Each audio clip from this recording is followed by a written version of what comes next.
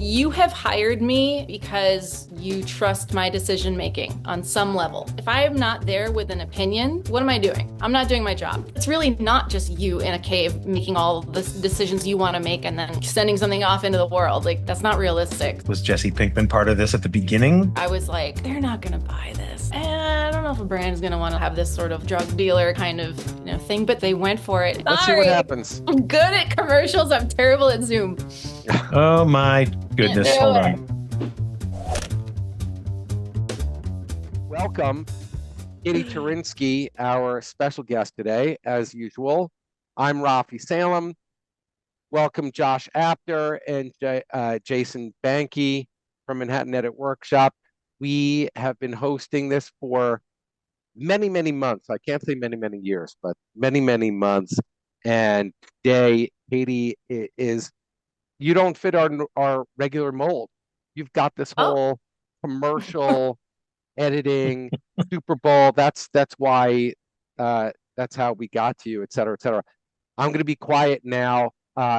Josh, take it away. Yeah. Thank you. I happy to. But we were talking first. Well, we got to you because I guess we were doing the interview. Who were we talking to, guys? I can't. Joanna. Duh. But it was like right after the Super Bowl. Noggle. Yeah, Noggle, and amazing editor. Love her work. Yes. But the Eagles had just won the Super Bowl, and I'm from Philadelphia originally, and I was like, and as the subject got to Super Bowl commercials and talking to people who do short form work, because we, I think Rafi was suggesting we talk to more long form, episodic features, but you have that too. So that's what's interesting. It's not you're not just doing one thing. You've got and you direct also. So this is going to be very interesting. But I'm glad you came on, and I'm glad she made the little love connection. Because it's always great to talk to new people and people who do different interesting things. I'll say about the Manhattan Edit Workshop, because usually I give like the little 5-second thing about the school. We teach a lot of editing software and a lot of the why, in addition to the how. You can go on YouTube and find the buttons to push if you want.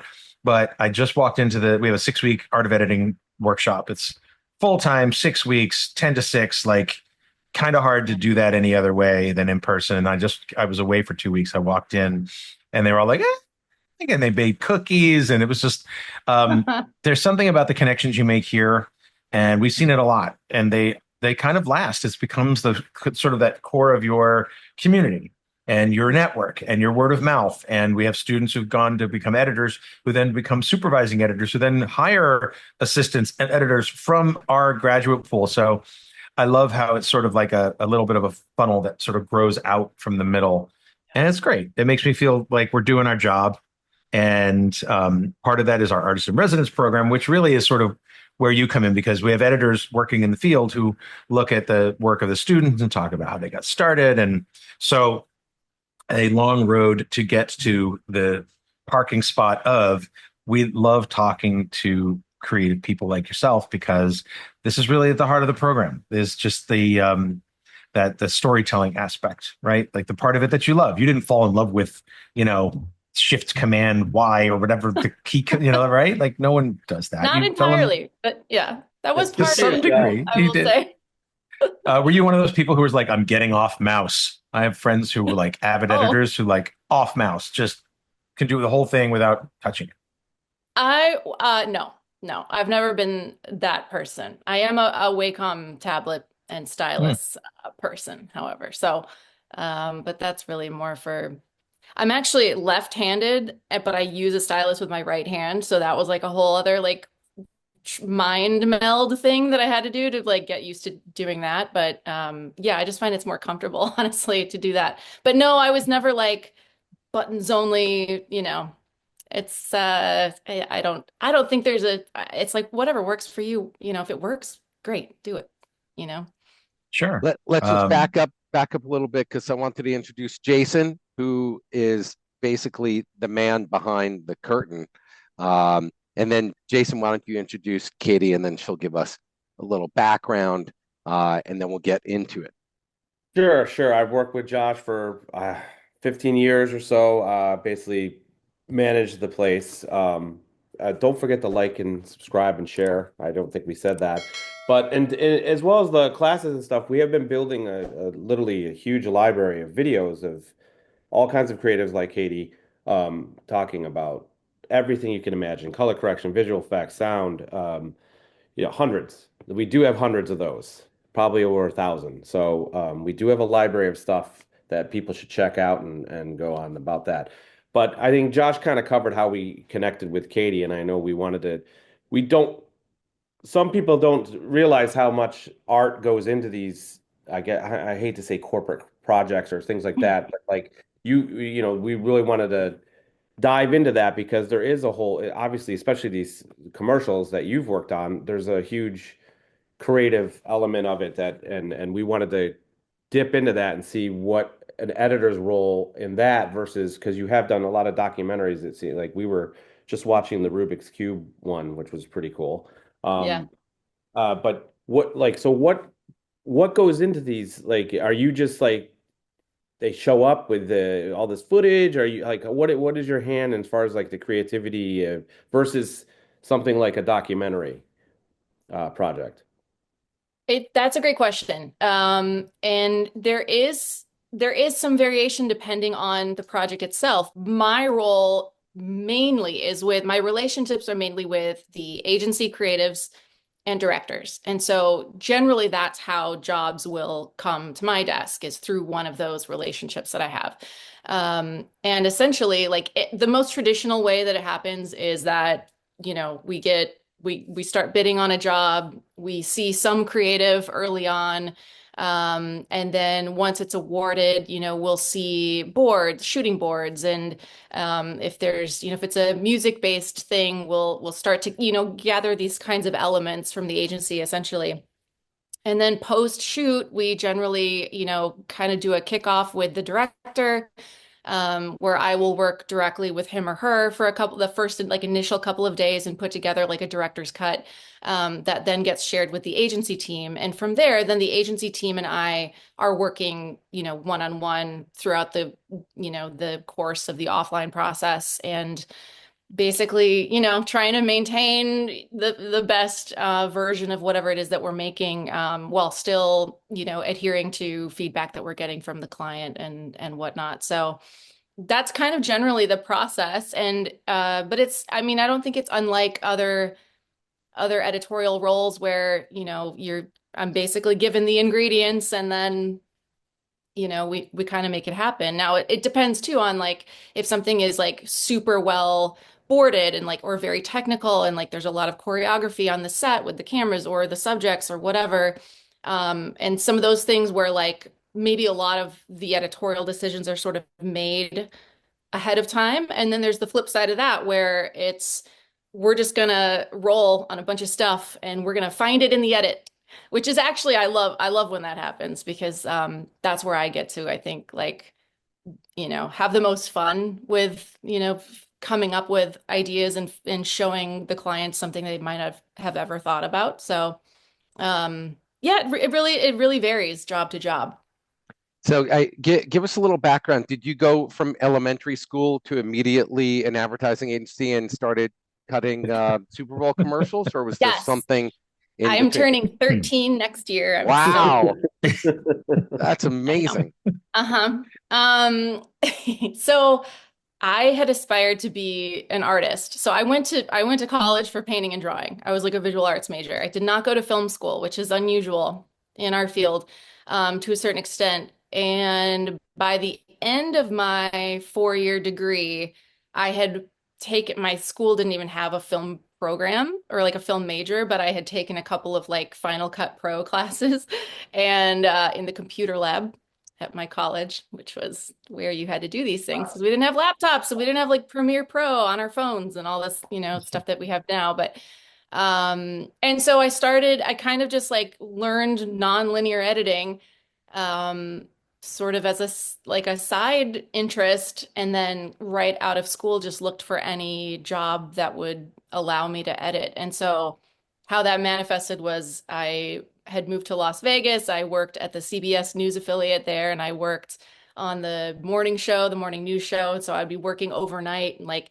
getting tapes from like the field reporters overnight and digitizing it and, cutting in the news packages for the 3 hour, morning news show and doing like studio cam operator stuff, all this. It was like a really cool, actually, like entryway into like live TV and production and like, what that kind of whole ecosystem looked like.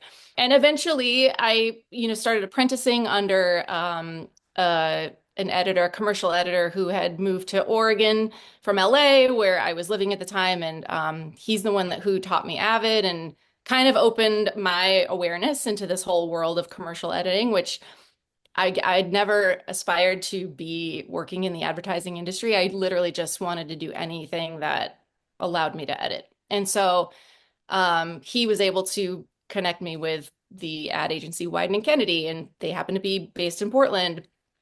And I got in there, and they have an in-house editorial company there that operates like a boutique, edit house, but they're technically within Wieden. And so that was like the best film school I could have ever gotten, was just that like on the job, having access to the people who are doing like the best advertising work in the industry and forming those relationships and having mentors who are, cutting Super Bowl commercials and doing really, really highly creative things. And so it was just such a blessing. And I just completely walked in stupid and was kind of like, at least had the brains to be like, oh, this is kind of cool. I think I should probably stick around here for as long as I can. So and that's, that's kind of how I got started. Is that so would that agency be like your what does was it your 30,000 hours? Oh yeah. I Right? guess, Like that expertise yeah. level? Like was that like the Beatles in Germany? Like you were just going crazy, like really? I mean, it sounds like it was a major curve, major leap for you. Huge. I mean, it was huge. And I walked in there as a 26-year-old, not understanding even like where I was, but just going, oh, they do really cool work. And these are awesome people and super talented editors. And so, yeah, I mean, it was a really fortunate situation to kind of stumble into. And I was there for 9 years. And then I went, and so started as an assistant editor, moved up the ranks, built my reel up, and then left. And within like a year, I joined Exile, which is the company that I'm with now. And so that's been also another almost 9 years, I think. Where does the time go? You're not 13. You lied to us. Hey. I'm 17. Okay. And Yeah, I mean, Exile's that really. located here in New York? Yeah, we've got an office here in New York that I had so I moved from the West Coast in 2016 to come out here and open the New York Exile. The LA Exile had been already established a couple years prior to that. So New York and LA. You were exiled from Exile? I was exiled from the West Coast. Yeah. And where did you grow up? Because you said you were in Vegas first, but are you from the Midwest or East or Yeah, West? I'm from Milwaukee, Wisconsin, originally. And yeah, I went to college there, and then as soon as I graduated, I was like, bye, I left. So but you spend as much time on the West Coast as you have on the East Coast at this point. Do you Yeah, find that like essentially. the vibe is different in terms of the creative culture? Do you, sort of like have a preference, or is it just like you love that there's something going on out there, something going on over here? Yeah, I mean, I think I'm really fortunate in that the way that the Exile roster and most like boutique post house rosters, I think, are treated is that like we're bi-coastal. We'll go wherever, or we'll go wherever the job is. So I do get a lot of opportunities to still work in LA and do, work in that market as well as here. I mean, it's becoming, I think, more similar. I think back in the day, maybe the idea was like the West Coast was a bit more like creative forward, and the East Coast was a bit more like corporation forward, or like, the more like banking and like, just different clients. I don't know if that's entirely true anymore. I think there's great work to be had anywhere. I will say one difference is like generally most of the commercial directors are living on the West Coast, the American ones, and so I think you get more director like one-on-one time on the West Coast as opposed to like here, I'm generally just doing, Evercast sessions with directors and emails and WhatsApp and things like that. So Right. it's more of a remote situation, which is I would say like probably like the only kind of like drawback to the East Coast market. Was that The- something did that start because of the pandemic, or was that like as early as 2016 when you came out, to Yeah. start the East Coast? It was always remote. You were doing remote before it was cool. No, I mean definitely like the remote thing was a product of the pandemic, but where in terms of where the directors are located, like my Well, in how my your workflow, like, so oh you didn't have to fly to LA to work with a West Coast director in 2016. well, but I did, like I would though. You did. Okay. No, I should have Yeah. phrased that more as a question. It seemed like a statement, but I meant it as a question. So, did you go to the West Coast before the pandemic? So you did. And would Yeah. you still now, because working in Mhm. person is just like so much more efficient and Yes. collaborative. So Yes. you will do that. Because a lot of companies Oh are like, yeah. they're done. They won't do it anymore. Like, Oh even no. companies they're all in LA, they'll still work remotely because they don't want to get in their cars. I know it's kind of wild. And I mean, I feel like the general consensus is like it's always better to be in the room, like be in the same room with people. I mean, I think we were so fortunate during the pandemic to have the technology and the ability to like keep working. Um, is it better for the work? No, but it allows us to do it when, budgets and other circumstances like require it. So, it's a lovely tool to have. I don't think it should or will ever replace, in person. But generally, like where I'm working is really dictated by the agency. So like those clients on that client level, they're the ones who sort of say, okay, like we want to work with Katie, but we need her in Portland or we need her in LA or we'll come to New York or we're all in New York. We're working in New York. So that is sort of up to the agency. Now, with the directors in the commercial landscape, it sounds like they are pretty vital. Is that like the same kind of role as it would be with, say, a documentary film or something like that? Like, or is there way more dynamic to that? Who's making decisions and stuff like that? Yeah, that's a great question. It's the way that the commercial post process works in the US is different than it works basically anywhere else in the world, wherein the directors for American stuff are generally, consulted and hired and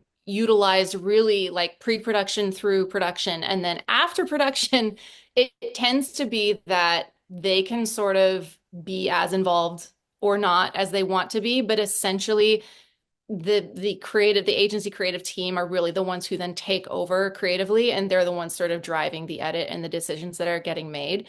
And so my role is often sort of I have to sort of be the messenger for both sides. And so I think in general, unless something has gone crazy wrong on set or something, the agency team usually like they do want the director's feedback. You want to know how, we let them know how things are evolving and what the cuts are looking like and what kinds of requests we're answering and why this is happening or whatever. And they do generally want like, some kind of feedback or collaboration. However, they they really aren't like it's not like come in the room, they're not like on the couch with us.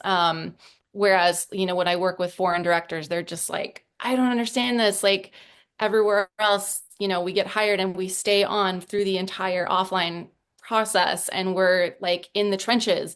And so it is a different way of working, and I don't know why it is that way, but so it's always kind of nothing is consistent in terms of like how involved the director is going to be or how, as the editor have to sort of navigate like that sort of relationship and that dynamic between your agency team and your director and hope that they're all getting along, and that's not always the case. So then you have to kind of manage that. But yeah, it can be kind of everything. It can be any kind of situation. Sometimes I'm working on director's cuts because they're horrified by what the what has become of the, the film, and other times the director's just like, this is great, yay, go team. Probably one of the smartest things I've ever done for my career. It gave me all the tools that I needed to be able to jump into a new career. Getting myself into a mindset, thinking like an editor, and being around people that I can talk to on that level was really invaluable to me. A lot of the things that I learned from that class, I still think about. I loved the classroom. I loved the computer stations. We built a sense of community. And it also instills a lot of confidence in you to take that and go out into the world. After I took the class, I felt very prepared to take the next step. I owe Manhattan Workshop the career that I have right now. Things have been going great, and I really have the Manhattan Workshop to thank for that.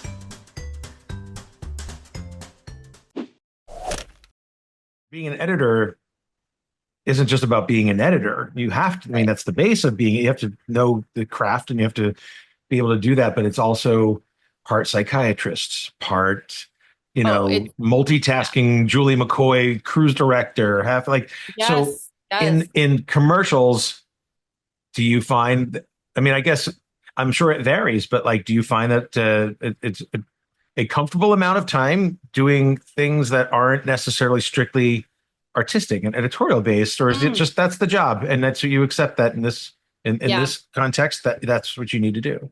I always tell people it's like 50-50. Like it's 50% you're editing and pushing buttons and making decisions, and then it's like 50% running the room, because you're in a room with these people for, sometimes weeks on end.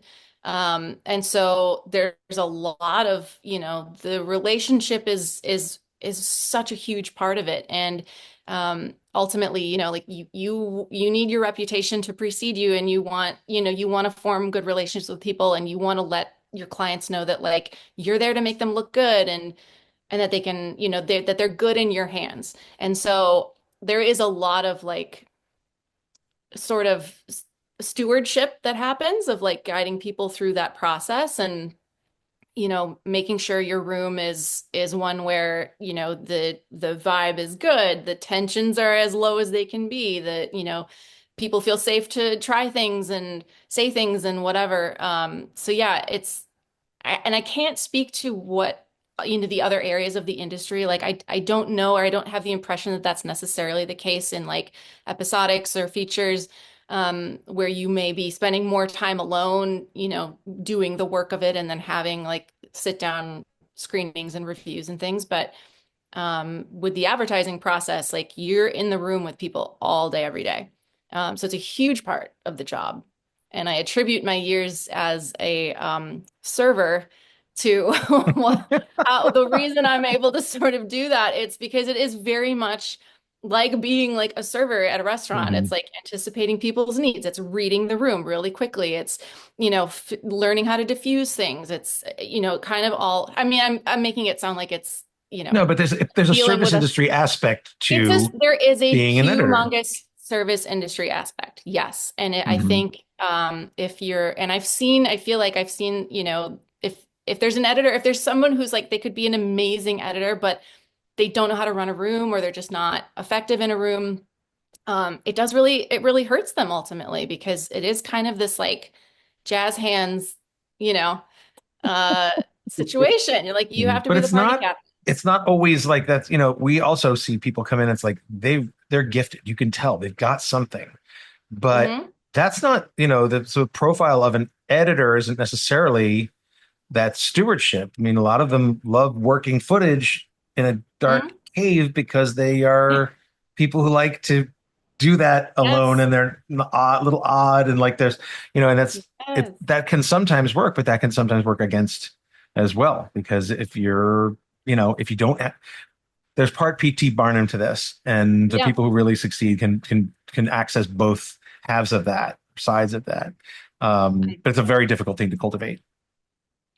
and it just takes time. It takes years, and it takes, I think, if you are, if you're up and coming, if you're younger in the industry, like get in the room with editors who are working and doing this and see how they run a room. I think if I hadn't had access to that as a younger editor, I think it would be really difficult to even know where to start, and how to make that work. And so yeah, I mean, I think that's one of the things where I feel like mentorship is so critical in this industry, is that a lot of this isn't necessarily, just innate. Like you do need to see how people do this and navigate situations. And it's just it's because it's really not just you in a cave making all the decisions you want to make and then sending something off into the world. Like that's not realistic. So right. I would love the ideal, to, but it's not the ideal. Yeah, right. That's why we make our own work. I would love to see some of your work, Katie. Would you indulge us and share Yes. 1, 2, 3? But we have all day, right? We've got like 6 or 7 hours. I cleared my afternoon. I was going to go to the dermatologist, but that's not happening anymore. I can start using less words if that helps too. I need to edit myself. You want to cue this up and give us a little background. Like for me, I'm speaking for the audience because I'm the non-professional here. I would love to know the secret sauce. I'd love to know, like you guys are talking about, you're already in the room and you're talking about running the room instead of, I want the pre and I want the politics and I want to know what goes into the magic. Okay. So bring us through one of these where all of these are examples. Why don't we start? So I'll take you through. This was the very first Super Bowl that I ever cut, Super Bowl spot, and it was especially fun for me because I got brought in at the point at which the agency was trying to sell through the script to Weight Watchers, who was the client.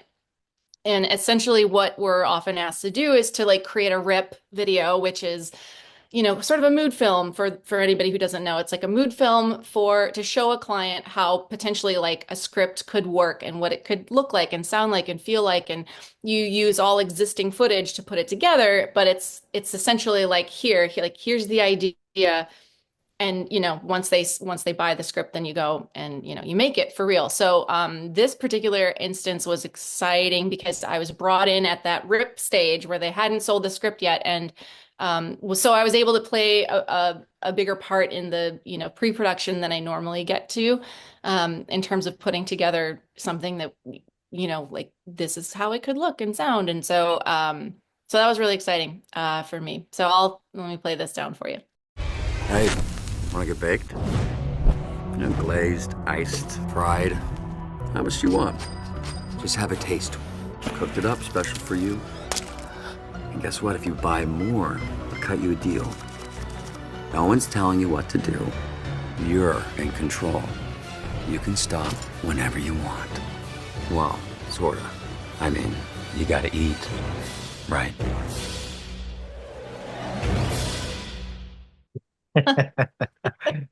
So was Jesse Pinkman part of this at the beginning? Yeah, because it seems such a great like how do you have this without that voice, right? I know. Or is that a sound alike? That's him, right? No, it's him. It is really him. And at the time, I was so stoked about that because I was such a huge fan of the show. And so yeah, it was written with his voice being sort of the dealer, the VO. But yeah, it was kind of one of those where on paper I was like, I even doubted. I was like, they're not gonna buy this. Like this is like kind of risky, This was a few years ago, and I just thought, I don't know if a brand is gonna want to like, have this sort of like drug dealer kind of thing. But they went for it, and it turned out great. So it was a really fun one to work on. So because you're talking about rip films, or what are we, rip-o-matics, I guess? Yeah. I don't know the heck they're called, probably many things, but yeah, this is all archival or found footage, right? You didn't shoot anything or did you shoot specifically, or did you shoot all of it? Yeah, it's mostly shot. So when I put the rip together, I was using found footage, and it was like, I was looking at like old like Lurpak commercials with all this like amazing tabletop, like close up, food photography, and just like clips I would pull off of like YouTube and whatever that had the, sort of illustrated the things in the script that we needed. And so that was, I think, largely used as sort of like a basis for like then what eventually got boarded and shot. But almost everything in that spot was shot, with the exception of there's a couple of stock clips towards the end in there. But yeah, it was all shot. Did they recreate everything that you chose? They did. Yeah, some of it. Yes, they did. They kind of ended up recreating some of it, but certainly, the agency and director had other ideas as well. So it was really interesting. And then I actually attended the shoot, and so it was kind of it was like a peek into the world of like food cinematography and like tabletop stuff and all the weird tricks of like, they've got to glue the slices of ham to each other so that they lay in a certain way, and all the kind of disgusting like food photography stuff that happens, which was kind of interesting to see. You're not supposed to glue the ham to the sandwich. Wait a minute. I did that. This always fascinates me, in a film or in a TV show or in a commercial, how much control do you have? When do you, and I forget who we were talking with a couple of weeks ago. You have a voice, and they're going to appreciate your voice, or they're going to say no. So I'd love to hear your perspective about, when do you use your voice? Yes. My perspective is you have hired me because you trust my decision making on some level. And so if I am not there with an opinion, then what am I doing? I'm not doing my job.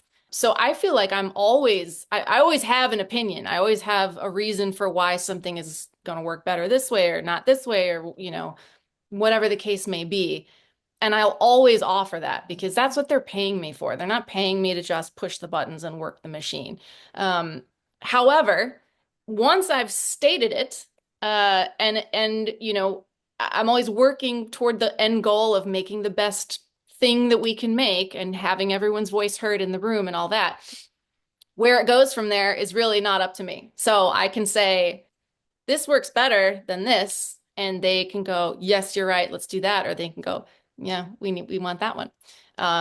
So what they do with that is entirely up to them, but I feel like it's my job to have opinions, and it's my job to offer up solutions that can be found editorially. So I'm gonna push a little further. You're using the word they.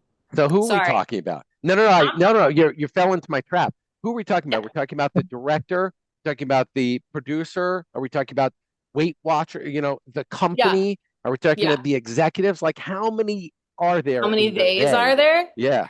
There's a million theys, but my immediate they in the hierarchy of this is the agency creative team. So that's essentially an art director, a copywriter, and an agency producer. And so that's the core team that is like sitting on my couch in my bay all day, and we're making these decisions together. So beyond that, then it's their bosses within the agency.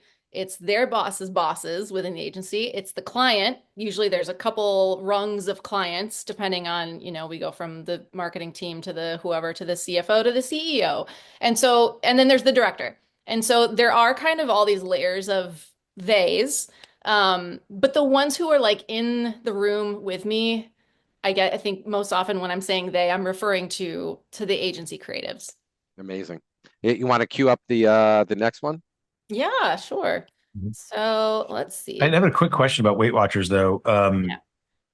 As it pertains to all of us losing our jobs to AI, like, I looked at that and I'm like, I wonder if AI could do that. If you could prompt that commercial and save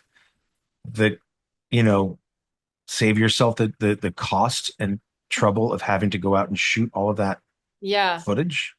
On some level, there's a logic to it. I get it. Like, right. Like, just prompt it, which is weird, that's the question we're all asking, right? I can't speak to, if that's possible, when it'll be possible. I think it's feasible to assume that if, once the technology gets advanced enough where we really can, it's easy enough and it makes sense time wise and all that to create footage with prompts, then yeah, I mean, it's feasible. Is it happening right now? Certainly not in my world. But I think where I do see it happening more is like like the like previs or like the where they do like boardmatics, or they're putting together like some kind of pre-production sort of lo-fi for timing and to see and like that kind of thing, which I'm really bad at articulating, but those kinds of things, like I'm seeing some AI used, maybe, question mark. Again, I'm definitely not the only place I've really encountered it personally is for Scratch VO. And so using, like a browser-based AI voice generator, just to get, a Scratch track laid down. But even that is just a tool. It's just for offline. It's, Sure, FBO. sure. I think someday, not to go back to your Netflix documentary, but like there will be a documentary on like these sort of savant prompters, right? Like these insanely creative people who can extract the most amazing photo cinema realistic, images. Yeah. Well, there won't be a documentary, but they'll just be like locked in a cage somewhere to do the bidding they'll be in a of. dark basement prompting. I know. I mean, I imagine that would probably be a job title at some point. I don't think I'll probably be alive for that. Oh, you're only 13. You got plenty of time. It'll be fine. Yeah, I don't know. I have not really come into the AI sphere as much as maybe we're all thinking about it,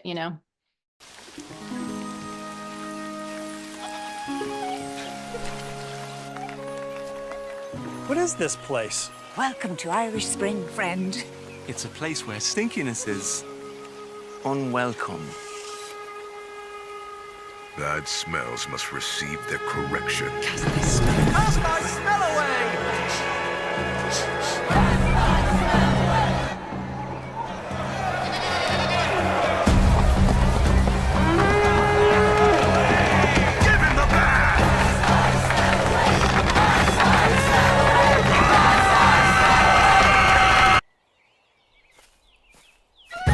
Irish Spring. Smell from a nice smelling place. Very nice. These we noticed that like none of them are dead on 30. That doesn't matter anymore. If it's a Super Bowl spot, I would think it would have to be, or at least an exact time that's something, right? Like, how's it different now? No, it's not different now. They do need to be an exact time. This one was our extended cut that we released online. There was a 30, and then there's like parts of the journey that he takes that we had to cut for time, essentially, for the broadcast. But yeah, I gotcha. So this is the director's cut. It's a director's cut, yeah. Do they make you do like, I noticed now they do that full length one and then it's like a 15-second one because they know you've watched the first one. Do you do that kind of, do you know what I mean? Oh, yes. Yeah. Cut downs. Yes. Yeah. Definitely. Like media buys nowadays are like, if there's the 60s are getting more and more rare, even just like normal for non-Super Bowl stuff. But yeah, essentially they'll do like a, master 30 or 60 and then a million iterations of like 30s and 15s and 6s, which are so much fun. So literally 6-second versions. How do you do that? Like, what do you even do? Usually just try to like close my eyes and wake up when it's over. Irish Spring. What does a 6-second Irish Spring commercial like that look like? Yeah, it's 6 seconds of footage maybe, and maybe one line or one, maybe the tagline. It's literally it's like it's essentially It's like like him dancing, basically. You don't get the joke. You don't get to tell the story in a 6 second. Exactly. No, it's Okay. one I mean, little they're tiny banking. snippet. Yeah, they're banking on you watching all the Yeah. other ones. Yeah. It's like a banner ad, but it's a film basically. Right. Right. Show one more or wrap things up. What's Let's everyone's do schedule? let's come on. Let's do All right. Doritos because Go. everybody's got beards in that one. Sorry.